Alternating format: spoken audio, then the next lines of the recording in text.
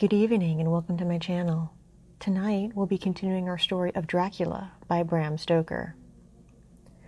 Chapter 21, Dr. Seward's Diary, October 3rd. Let me put down with exactness all that happened as well as I can remember it since last I made an entry. Not a detail that I can recall must be forgotten. In all calmness I must proceed. When I came to Renfield's room I found him lying on the floor on his left side in a glittering pool of blood. When I went to move him, it became at once apparent that he had received some terrible injuries.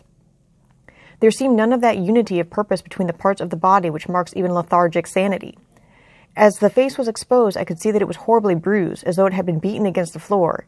Indeed, it was from the face wounds that the pool of blood originated. The attendant who was kneeling beside the body said to me as we turned him over, "I think, sir, his back is broken. See, both his right arm and leg and the whole side of his face are paralyzed." How such a thing could have happened puzzled the attendant beyond measure. He seemed quite bewildered, and his brows were gathered in as he said, "I can't understand the two things. He could mark his face like that by beating his own head on the floor. I saw a young woman do it once at the Eversfield Asylum before anyone could lay hands on her. And I suppose he might have broke his neck by falling out of bed if he'd gotten an awkward kink. But for the life of me, I can't imagine how the two things occurred. If his back was broke, he couldn't beat his head, and if his face was like that before the fall out of bed, there would be marks of it. I said to him, 'Go to Dr. Van Helsing and ask him to kindly come here at once. I want him without an instant's delay.' The man ran off, and within a few minutes the professor in his dressing gown and slippers appeared. When he saw Renfield on the ground, he looked keenly at him a moment and then turned to me. I think he recognized my thought in my eyes, for he said very quietly, manifestly for the ears of the attendant, 'A sad accident. He will need very careful watching and much attention. I shall stay with you myself, but I shall first dress myself. If you will remain, I shall in a few minutes join you.' The patient was now breathing stertorously, and it was easy to see that he had suffered some terrible injury. Van Helsing returned with extraordinary celerity, bearing with him a surgical case. He had evidently been thinking and had his mind made up, for almost before he looked at the patient he whispered to me, 'Send the attendant away. We must be alone with him when he becomes conscious after the operation.' So I said, 'I think that will do now, Simons. We have done all that we can at present. You had better go your round, and Dr. Van Helsing will operate. Let me know instantly if there be anything unusual anywhere.' The man withdrew, and we went into a strict examination of the patient. The wounds of the face was superficial. The real injury was a depressed fracture of the skull, extending right up through the motor area. The professor thought a moment and said, 'We must reduce the pressure and get back to normal conditions as far as can be. The rapidity of the suffusion shows the terrible nature of his injury. The whole motor area seems affected. The suffusion of the brain will increase quickly, so we must trephine at once, or it may be too late.' As we were speaking, there was a soft tapping at the door. I went over and opened it, and found in the corridor without Arthur and Quincy in pajamas and slippers. The former spoke. 'I heard your man call up Dr. Van Helsing and tell him of an accident. So I woke Quincy, or rather called for him, as he was not asleep. Things are moving too quickly and too strangely for sound sleep for any of us these times. I've been thinking that tomorrow night we'll not see things as they have been. We'll have to look back and forward a little more than we have done. May we come in?' I nodded and held the door open till they had entered, then I closed it again.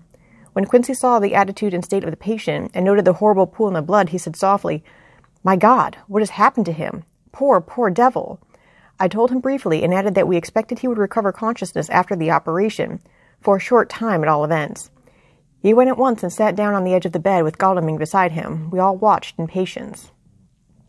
'We shall wait,' said Van Helsing, 'just long enough to fix the best spot for trephining, so that we may most quickly and perfectly remove the blood clot, for it is evident that the hemorrhage is increasing.'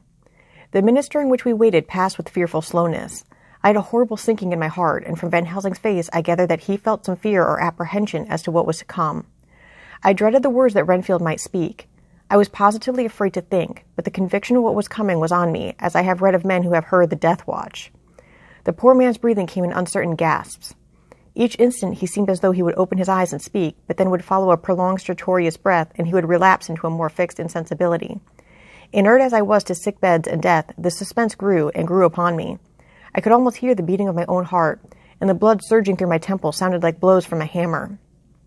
The silence finally became agonizing. I looked at my companions, one after another, and saw from their flushed faces and damp brows that they were enduring equal torture. There was a nervous suspense over us all, as though overhead some dread bell would peal out powerfully when we should least expect it. At last there came a time when it was evident that the patient was sinking fast. He might die at any moment. I looked up at the professor and caught his eyes fixed on mine. His face was sternly set as he spoke. 'There is no time to lose. His words may be worth many lives. I have been thinking so as I stood here. It may be there is a soul at stake. We shall operate just above the ear." Without another word, he made the operation. For a few moments, the breathing continued to be stertorous. Then there came a breath so prolonged that it seemed as though it would tear open his chest. Suddenly, his eyes opened and became fixed in a wild, helpless stare. This was continued for a few moments, then it softened into a glad surprise, and from the lips came a sigh of relief. He moved convulsively, and as he did so, said, "I'll be quiet, doctor. Tell them to take off the strait waistcoat. I have had a terrible dream, and it has left me so weak that I cannot move." "What's wrong with my face? It feels all swollen, and it smarts dreadfully." He tried to turn his head, but even with the effort, his eyes seemed to grow glassy again, so I gently put it back. Then Van Helsing said in a quiet, grave tone, "Tell us your dream, Mr. Renfield." As he heard the voice, his face brightened through its mutilation, and he said, "That is Dr. Van Helsing. How good it is of you to be here. Give me some water. My lips are dry, and I shall try to tell you. I dreamed—" He stopped and seemed fainting. I called quickly to Quincy. "The brandy. It is in my study. Quick." He flew and returned with the glass, the decanter of brandy, and a carafe of water. We moistened the parched lips, and the patient quickly revived. It seemed, however, that his poor injured brain had been working in the interval, for when he was quite conscious, he looked at me piercingly with an agonized confusion which I shall never forget, and said, "I must not deceive myself. It was no dream, but all a grim reality." Then his eyes roved round the room. As they caught sight of the two figures sitting patiently on the edge of the bed, he went on, "If I were not sure already, I would know from them." For an instant his eyes closed, not with pain or sleep, but voluntarily, as though he were bringing all his faculties to bear. When he opened them, he said hurriedly, and with more energy than he had yet displayed, "Quick, doctor, quick. I am dying. I feel that I have but a few minutes, and then I must go back to death, or worse.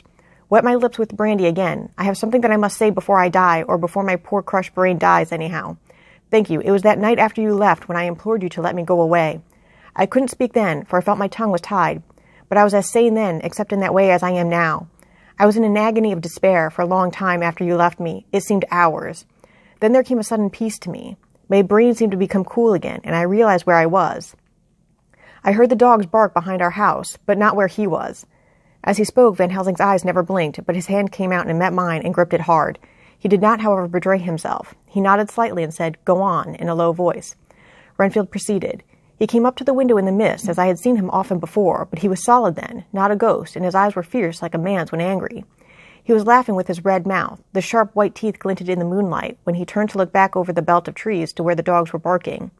I wouldn't ask him to come in at first, though I knew he wanted to, just as he had wanted all along. Then he began promising me things, not in words, but by doing them. He was interrupted by a word from the professor. How? By making them happen, just as he used to send in the flies when the sun was shining.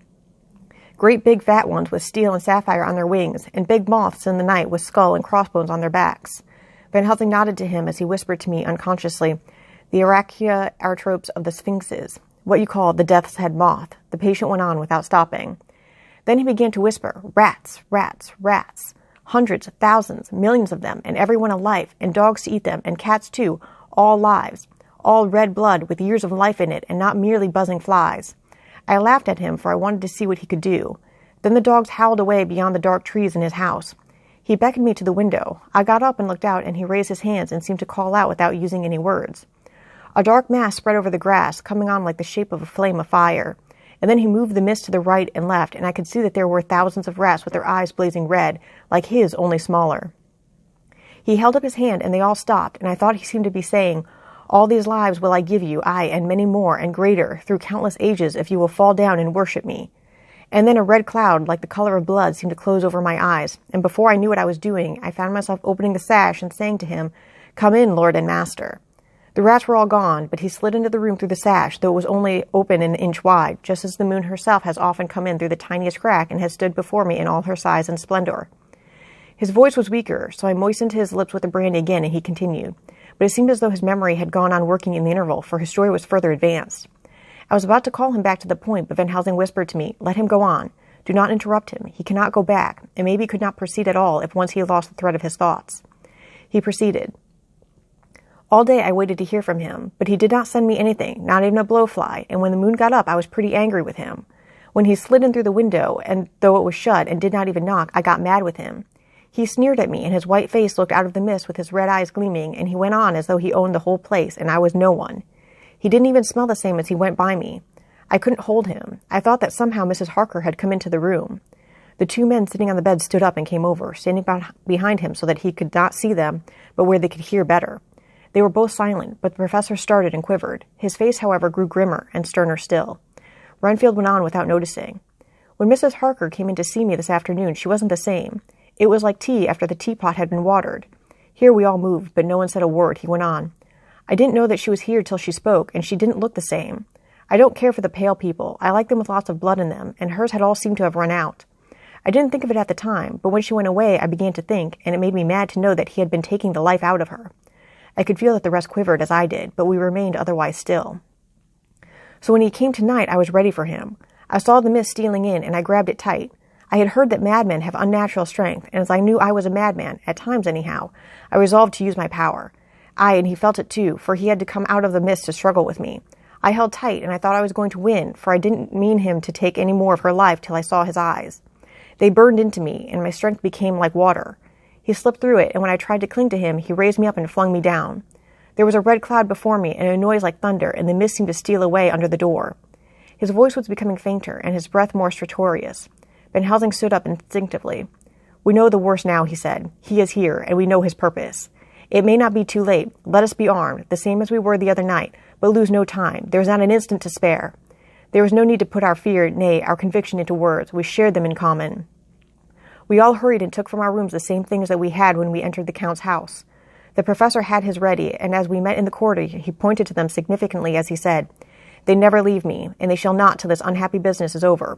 Be wise also, my friends. It is no common enemy that we deal with. Alas, alas, that dear Madam Mina should suffer. He stopped, his voice was breaking, and I do not know if rage or terror predominated in my own heart. Outside the Harkers' door we paused. Art and Quincy held back, and the latter said, Should we disturb her? We must, said Van Helsing grimly. If the door be locked, I shall break it in. May it not frighten her terribly? It is unusual to break into a lady's room. Van Helsing said solemnly, You are always right, but this is life and death. All chambers are alike to the doctor, and even were they not, they are all as one to me tonight. Friend John, when I turn the handle, if the door does not open, do you put your shoulder down and shove, and you too, my friends. Now! He turned the handle as he spoke, but the door did not yield. We threw ourselves against it. With a crash it burst open, and we almost fell headlong into the room. The professor did actually fall, and I saw across him as he gathered himself up from hands and knees. What I saw appalled me. I felt my hair rise like bristles on the back of my neck, and my heart seemed to stand still. The moonlight was so bright that through the thick yellow blind the room was light enough to see. On the bed beside the window lay Jonathan Harker, his face flushed and breathing heavily as though in a stupor. Kneeling on the near edge of the bed, facing outwards, was the white-clad figure of his wife. By her side stood a tall, thin man, clad in black. His face was turned from us, but the instant we saw, we all recognized the Count, in every way, even to the scar on his forehead. With his left hand he held both Mrs. Harker's hands, keeping them away from her arms at full tension. His right hand gripped her by the back of the neck, forcing her face down on his bosom. Her white nightdress was smeared with blood, and a thin stream trickled down the man's bare breast, which was shown by his torn-open dress. The attitude of the two had a terrible resemblance to a child forcing a kitten's nose into a saucer of milk to compel it to drink. As we burst into the room, the Count turned his face, and the hellish look that I had heard described seemed to leap into it. His eyes flamed red with devilish passion. The great nostrils of the white aquiline nose opened wide and quivered at the edge, and the white sharp teeth behind the full lips of the blood-dripping mouth champed together like those of a wild beast. With a wrench which threw his victim back upon the bed as though hurled from a height, he turned and sprang at us. But by this time the professor had gained his feet and was holding towards him the envelope which contained the sacred wafer. The Count suddenly stopped, just as poor Lucy had done outside the tomb, and cowered back. Further and further back he cowered as we, lifting our crucifixes, advanced. The moonlight suddenly failed as a great black cloud sailed across the sky, and when the gaslight sprang up under Quincy's match, we saw nothing but a faint vapor. This, as we looked, trailed under the door, with which the recoil from its bursting open had swung back to its old position. Van Helsing, Art, and I moved forward to Mrs. Harker, who by this time had drawn her breath and with it had given a scream so wild, so ear-piercing, so despairing that it seems to me now that it will ring in my ears till my dying day. For a few seconds she lay in her helpless attitude and disarray. Her face was ghastly, with a pallor which was accentuated by the blood which smeared her lips and cheeks and chin. From her throat trickled a thin stream of blood. Her eyes were mad with terror. Then she put before her face her poor crushed hands, which bore on their whiteness the red mark of the Count's terrible grip, and from behind them came a low, desolate wail, which made the terrible scream seem only the quick expression of an endless grief. Van Helsing stepped forward and drew the coverlet gently over her body, whilst Art, after looking at her face for an instant despairingly, ran out of the room. Van Helsing whispered to me, Jonathan is in a stupor such as we know the vampire can produce. We can do nothing with poor Madam Mina for a few moments till she recovers herself. I must wake him. He dipped the end of a towel in cold water and with it began to flick him on the face. his wife all the while holding her face between her hands and sobbing in a way that was heartbreaking to hear. I raised the blind and looked out of the window. There was much moonshine, and as I looked I could see Quincy Morris run across the lawn and hide himself in the shadow of a great yew tree. It puzzled me to think why he was doing this, but at the instant I heard Harker's quick exclamation as he woke to partial consciousness and turned to the bed. On his face, as there might well be, was a look of wild amazement. He seemed dazed for a few seconds, and then full consciousness seemed to burst upon him all at once, and he started up. His wife was aroused by the quick movement and turned to him with her arms stretched out, as though to embrace him. Instantly, however, she drew them in again, and putting her elbows together, held her hands before her face and shuddered till the bed beneath her shook. "In God's name, what does this mean?" Harker cried out. "Dr. Seward, Dr. Van Helsing, what is it? What has happened? What is wrong? Mina, dear, what is it? What does that blood mean? My God, has it come to this?" And raising himself to his knees, he beat his hands wildly together. "Good God, help us! Help her! Oh, help her!" With a quick movement, he jumped from the bed and began to pull on his clothes, all the man in him awake at the need for instant exertion. "What has happened? Tell me all about it," he cried without pausing. "Dr. Van Helsing, you love Mina, I know. Oh, do something to save her. It cannot have gone too far yet. Guard her while I look for him." His wife, through her terror and horror and distress, saw some sure danger to him. Instantly forgetting her own grief, she seized hold of him and cried out, "No, no, Jonathan, you must not leave me. I have suffered enough tonight, God knows, without the dread of his harming you. You must stay with me. Stay with these friends who will watch over you."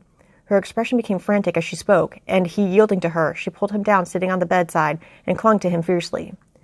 Van Helsing and I tried to calm them both. The professor held up his little golden crucifix and said with wonderful calmness, "Do not fear, my dear. We are here, and whilst this is close to you, no foul thing can approach. You are safe for tonight, and we must be calm and take counsel together." She shuddered and was silent, holding down her head on her husband's breast. When she raised it, his white night-robe was stained with blood where her lips had touched, and where the thin open wound in her neck had sent forth drops. The instant she saw it, she drew back with a low wail and whispered amidst choking sobs, "Unclean, unclean! I must touch him or kiss him no more. Oh, that it should be that it is I who am now his worst enemy, and whom he may have most cause to fear." To this he spoke out resolutely. "Nonsense, Mina. It is a shame to me to hear such a word. I will not hear it of you, and I shall not hear it from you. May God judge me by my deserts, and punish me with more bitter suffering than even this hour, if by any act or will of mine anything ever come between us." He put out his arms and folded her to his breast, and for a while she lay there sobbing. He looked at us over her bowed head with eyes that blinked damply above his quivering nostrils. His mouth was set as steel. After a while her sobs became less frequent and more faint, and then he said to me, speaking with a studied calmness which I felt tried his nervous power to the utmost, "And now, Dr. Seward, tell me all about it. Too well I know the broad fact. Tell me all that has been." I told him exactly what had happened, and he listened with seeming impassiveness, but his nostrils twitched and his eyes blazed as I told how the ruthless hands of the Count had held his wife in that terrible and horrid position, with her mouth to the open wound in his breast. It interested me, even at that moment, to see that whilst the face of the white-set passion worked convulsively over the bowed head, the hands tenderly and lovingly stroked the ruffled hair. Just as I had finished, Quincy and Godalming knocked at the door. They entered in obedience to our summons. Van Helsing looked at me questioningly. I understood him to mean if we were to take advantage of their coming to divert, if possible, the thoughts of the unhappy husband and wife from each other and from themselves. So on nodding acquiescence to him, he asked them what they had seen or done, to which Lord Godalming answered, "I could not see him anywhere in the passage or in any of our rooms. I looked in the study, but though he had been there, he had gone. He had, however—" He stopped suddenly, looking at the poor trooping figure on the bed. Van Helsing said gravely, "Go on, friend Arthur. We want here no more concealments. Our hope now is in knowing all. Tell freely." So Art went on. He had been there, and though it could only have been for a few seconds, he made rare hay of the place. All the manuscripts had been burned, and the blue flames were flickering amongst the white ashes. The cylinders of your phonograph, too, were thrown on the fire, and the wax had helped the flames. Here I interrupted. "Thank God there is the other copy in the safe." His face lit for a moment, but fell again as he went on. "I ran downstairs then, but could see no sign of him. I looked into Renfield's room, but there was no trace there except—" Again he paused. "Go on," said Harker hoarsely. So he bowed his head, and moistening his lips with his tongue, added, "Except that the poor fellow is dead." Mrs. Harker raised her head, looking from one to the other of us. She said solemnly, "God's will be done." I could not but feel that Art was keeping back something, but as I took it that it was with purpose, I said nothing. Van Helsing turned to Morris and asked, "And you, friend Quincy, have you any to tell?" "A little," he answered. "It may be much eventually, but at present I can't say. I thought it well to know, if possible, where the Count would go when he left the house. I did not see him, but I saw a bat rise from Renfield's window and flap westward. I expected to see him in some shape go back to Carfax, but he evidently sought some other lair. He will not be back tonight, for the sky is reddening in the east and the dawn is close. We must work tomorrow." He said the latter words through his shut teeth. For a space of perhaps a couple of minutes there was silence, and I could fancy that I could hear the sound of our hearts beating. Then Van Helsing said, placing his hand very tenderly on Mrs. Harker's head, "And now, Madam Mina, poor, dear, dear Madam Mina, tell us exactly what happened. God knows that I do not want you to be pained, but it is need that we know all. For now more than ever has all work to be done quick and sharp and in deadly earnest. The day is close to us that must end all, if it may be so, and now is the chance that we may live and learn." The poor dear lady shivered, and I could see the tension of her nerves as she clasped her husband closer to her and bent her head lower and lower still on his breast. Then she raised her head proudly and held out one hand to Van Helsing, who took it in his, and after stooping and kissing it reverently, held it fast. The other hand was locked in that of her husband, who held his other arm thrown round her protectingly. After a pause in which she was evidently ordering her thoughts, she began, "I took the sleeping draught which you had so kindly given me, but for a long time it did not act. I seemed to become more wakeful, and myriads of horrible fancies began to crowd in upon my mind, all of them connected with death and vampires, with blood and pain and trouble." Her husband involuntarily groaned as she turned to him and said lovingly, "Do not fret, dear. You must be brave and strong, and help me through the horrible task. If you only knew what an effort it is to me to tell of this fearful thing at all, you would understand how much I need your help." Well, I saw I must try to help the medicine to its work with my will, if it was to do me any good, so I resolutely set myself to sleep. Sure enough, sleep must soon have come to me, for I remember no more. Jonathan coming in had not waked me, for he lay by my side when next I remember. There was in the room the same thin white mist that I had before noticed, but I forget now if you know of this. You will find it in my diary, which I shall show you later. I felt the same vague terror which had come to me before, and the same sense of some presence. I turned to wake Jonathan, but found that he slept so soundly that it seemed as if it was he who had taken the sleeping draught and not I. I tried, but I could not wake him. This caused me a great fear, and I looked around, terrified. Then indeed my heart sank within me, beside the bed, as if he had stepped out of the mist, or rather as if the mist had turned into his figure, for it had entirely disappeared, stood a tall, thin man, all in black. I knew him at once from the description of the others. The waxen face, the high aquiline nose on which the light fell in a thin white line, the parted red lips with the sharp white teeth showing between, and the red eyes that I had seemed to see in the sunset on the windows of St. Mary's Church at Whitby. I knew, too, the red scar on his forehead where Jonathan had struck him. For an instant my heart stood still, and I would have screamed out only that I was paralyzed. In the pause he spoke in a sort of keen, cutting whisper, pointing as he spoke to Jonathan. "Silence. If you make a sound, I shall take him and dash his brains out before your very eyes." I was appalled and was too bewildered to do or say anything. With a mocking smile, he placed one hand upon my shoulder and, holding me tight, bared my throat with the other, saying as he did so, "First, a little refreshment to reward my exertions. You may as well be quiet. It is not the first time, or the second, that your veins have appeased my thirst." I was bewildered, and strangely enough, I did not want to hinder him. I suppose it is a part of the horrible curse that such is when his touch is on his victim. And oh, my God, pity me. He placed his reeking lips upon my throat. Her husband groaned again. She clasped his hand harder and looked at him pityingly as if he were the injured one, and went on. I felt my strength fading away, and I was in a half-swoon. How long this horrible thing lasted I know not, but it seemed that a long time must have passed before he took his foul, awful, sneering mouth away. I saw it drip with the fresh blood. The remembrance seemed for a while to overpower her, and she drooped and would have sunk down but for her husband's sustaining arm. With a great effort she recovered herself and went on. Then he spoke to me mockingly. "And so you, like the others, would play your brains against mine. You would help these men to hunt me and frustrate me in my designs. You know now, and they know in part already, and will know in full before long, what it is to cross my path. They should have kept their energies for use closer to home. Whilst they played wits against me who commanded nations, and intrigued for them, and fought for them, hundreds of years before they were born, I was countermining them. And you, their best beloved one, are now to me flesh of my flesh, blood of my blood, kin of my kin, my bountiful winepress for a while, and shall be later on my companion and my helper. You shall be avenged in turn, for not one of them but shall minister to your needs. But as yet you are to be punished for what you have done. You have aided in thwarting me. Now you shall come to my call. When my brain says come, to you shall cross land or sea to do my bidding, and to that end this." With that he pulled open his shirt, and with his long sharp nails opened a vein in his breast. When the blood began to spurt out, he took my hands in one of his, holding them tight, and with the other seized my neck and pressed my mouth to the wound so that I must either suffocate or swallow some of the— "Oh, my God, what have I done? What have I done to deserve such a fate? I who have tried to walk in meekness and righteousness all my days. God, pity me. Look down on poor soul in worse than mortal peril, and in mercy pity those to whom she is dear." Then she began to rub her lips as though to cleanse them from pollution. As she was telling her terrible story, the eastern sky began to quicken, and everything became more and more clear. Harker was still and quiet, but over his face as the awful narrative went on came a gray look which deepened and deepened in the morning light, till when the first red streak of the coming dawn shot up, the flesh darkly out against the whitening hair. We have arranged that one of us is to stay within call of the unhappy pair till we can meet together and arrange about taking action. Of this I am sure. The sun rises today on no more miserable house in all the great round of its daily course. Thus ends Chapter 21.